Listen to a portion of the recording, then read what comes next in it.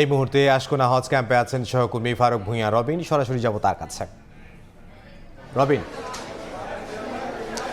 হজ যাত্রার আজকে প্রথম দিনে আমরা আজকোনা হজ ক্যাম্পে এসে যেটি দেখছি যে মোটামুটি এখন পর্যন্ত যেই ব্যবস্থাপনা রয়েছে সেটি নিয়ে যারা হজ যাত্রী রয়েছেন তাদের মধ্যে একটি যে সন্তুষ্ট রয়েছে।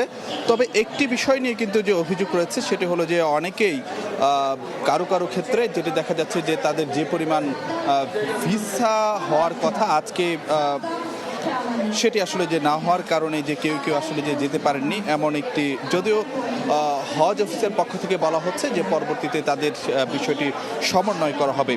এখন পর্যন্ত যদি আপনাদেরকে হজ যাত্রার সম্পর্কে জানাতে চাই যে এবার ৮৭,১০০ জন হজ যাত্রী যাওয়ার কথা রয়েছে এবং অন্যদিকে এখন পর্যন্ত যেই কটি ফ্লাইট ঢাকার হজরত শাহজালাল আন্তর্জাতিক বিমানবন্দর থেকে ছেড়ে গিয়েছে তার মধ্যে 3টি ফ্লাইট সৌদি আরবে গিয়ে পৌঁছেছে। এর বাইরেও আরও 3টি ফ্লাইট ঢাকা ছেড়েছে, অর্থাৎ মোট এখন পর্যন্ত মোট 6টি ফ্লাইট ঢাকা ছেড়েছে, তার মধ্যে 3টি ফ্লাইট সৌদি আরব গিয়ে পৌঁছেছে।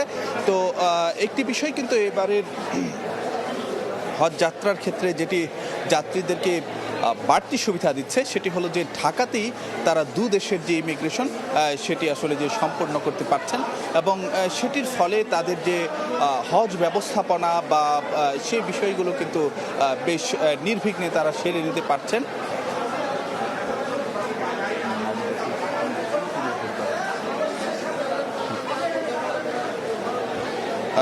সে বিষয়টি কিন্তু এখন আমরা দেখতে পাচ্ছি যে দুই অংশের অর্থাৎ দুই দেশেরই যে ইমিগ্রেশন সেটি ঢাকায় সম্পন্ন করার কারণে যাত্রীদের মধ্যে কিন্তু যে একটি বাড়তি স্বস্তি তাদেরকে দিচ্ছে এবং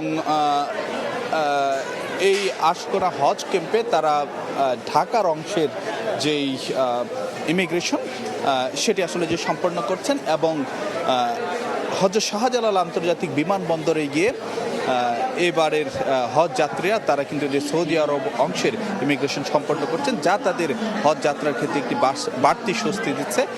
তো এখন পর্যন্ত এই ছিল আমার কাছে সবশেষ খবরাখবর। পরবর্তীতে নিশ্চয়ই আরও খবরাখবর আপনাদেরকে জানিয়ে দেওয়ার চেষ্টা করব। ফারুক ভূঁইয়া রবিন, আশকোনা হজ ক্যাম্প থেকে।